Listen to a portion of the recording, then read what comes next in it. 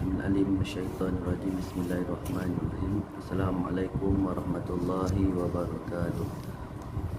Alhamdulillahirabbil alamin wa bihi nasta'in ala umuri dunya waddin. Wassalatu wassalamu ala rasulil amin wa ala alihi wa sahbihi ajmain. Qala rabbi shrah li sadri wa yassir li amri wahlul 'uqdatam min lisani yafqahu qawli. Rabbi zidna ilma wa zidna fahma. Rabbi zidna ilma wa zidna fahma. Rabbi zidna ilma wa zidna fahma. Amin ya rabbal alamin. InsyaAllah pada video kali ini saya akan kongsikan berkaitan dengan bab hadis. Pada hadis yang keempat, halawatul iman, pada muka surat 132 hingga 137 insyaAllah. Jadi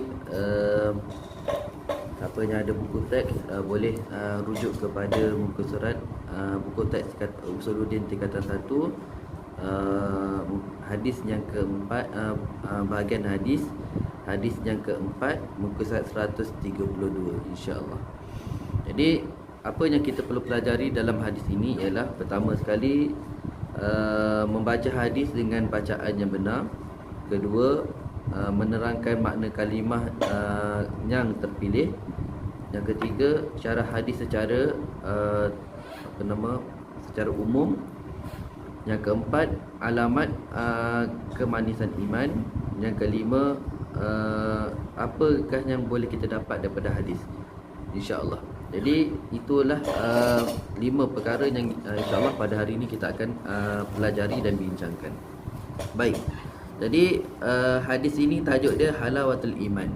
Hadis yang keempat ni tajuk dia halawatul iman. Jadi saya baca sebelum tu saya akan baca.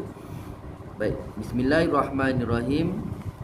An Anasin bin Malik radhiyallahu anhu anin Nabi sallallahu alaihi wasallam qala salasun man kunna fihi wajada halawatal imani an yakunallahu wa rasuluhu ahabba ilaihi mimma siwahuma wa an yuhibbal mar'a la yuhibbuhu illa lillahi wa an yakraha an ya'uda fil kufri kama yakrahu an yukzafa fin nari. Rawahu al-Bukhari wa Muslimun. Jadi itu bacaan dia. Itu hadis baris yang kita perlu tengok ya. Jadi hafal, nanti bila nak hafal pastikan hafal dengan baris yang betul. Baik. Jadi hadis ini kita tengok pada terjemahan hadis. Jadi hadis ini bunyinya an Anasin, daripada Anas bin Malik, ani Nabi sallallahu alaihi wasallam, daripada Nabi sallallahu alaihi wasallam qala, beliau bersabda, salasun, 3 perkara, man kunna fihi, sesiapa yang buat, laksana ataupun ada padanya, 3 perkara yang kalau seseorang itu buat ataupun ada padanya dalam diri dia, wajada halawatul imani, wajada, dia dapat halawatul imani, kemanisan iman.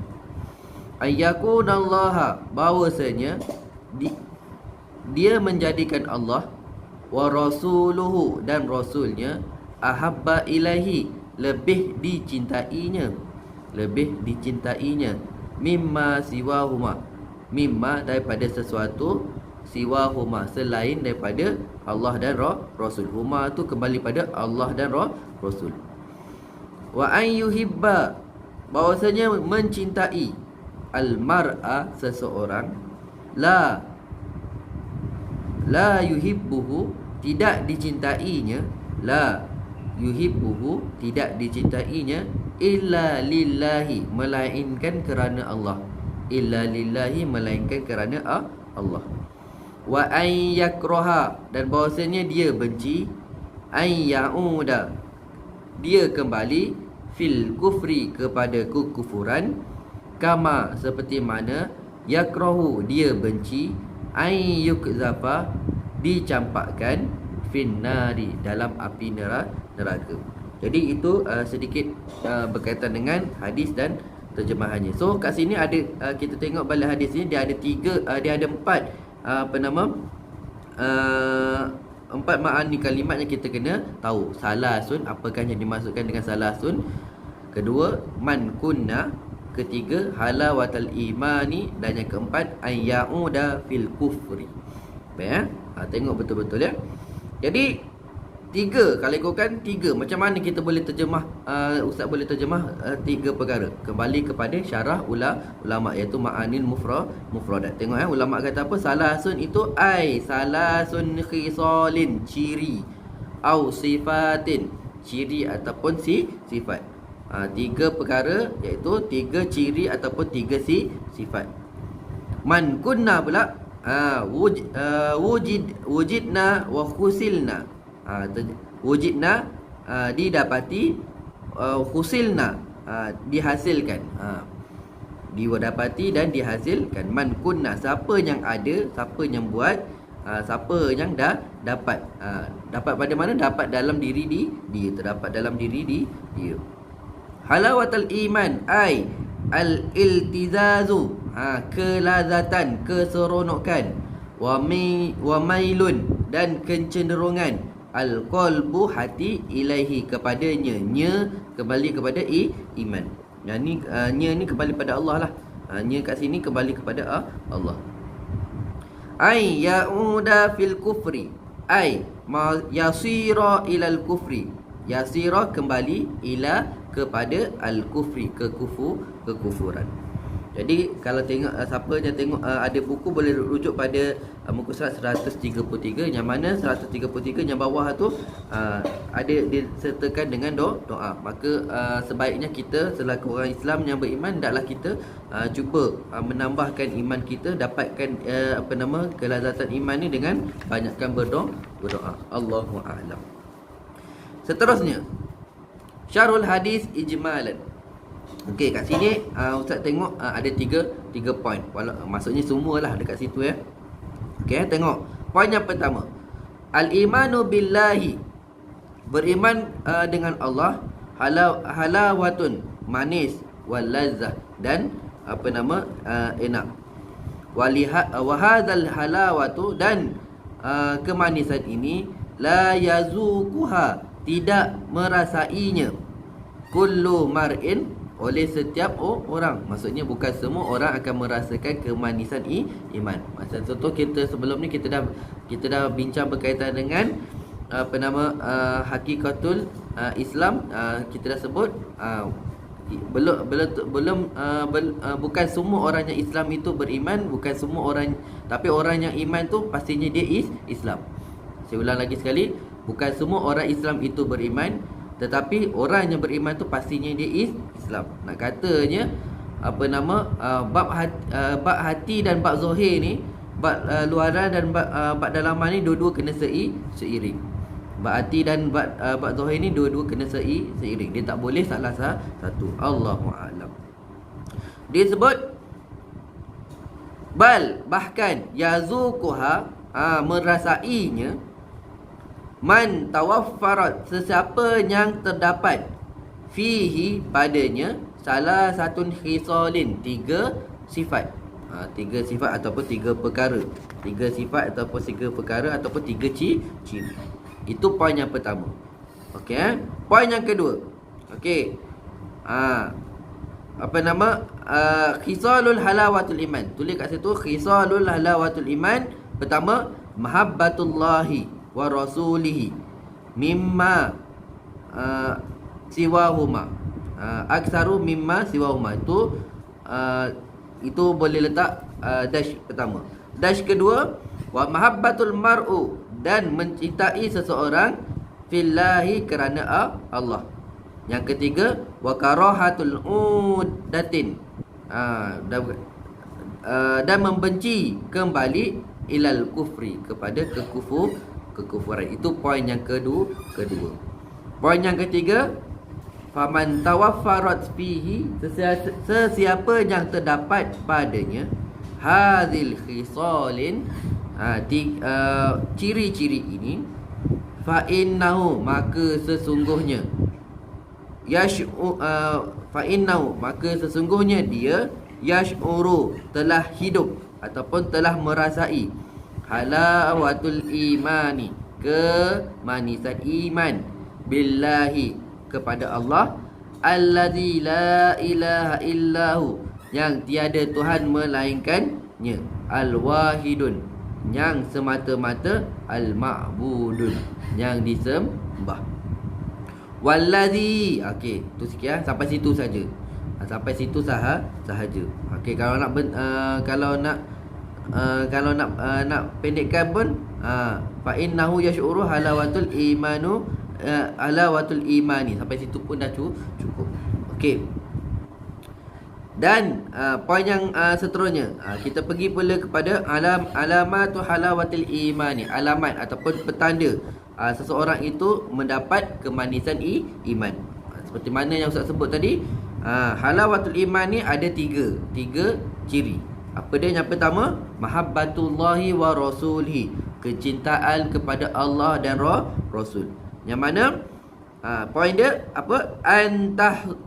Antahassila mahabbatullahi wa rasulahu, bahwasanya menghasilkan kecintaan kepada Allah dan Rasulnya, bi fi'lin wajibat, dengan melaksanakan perbuatan-perbuatan yang wajib, wa mandubat, dan perbuatan-perbuatan yang sunat, wa adamu mukhalafatuhuma, dan tidak menyalahi keduanya.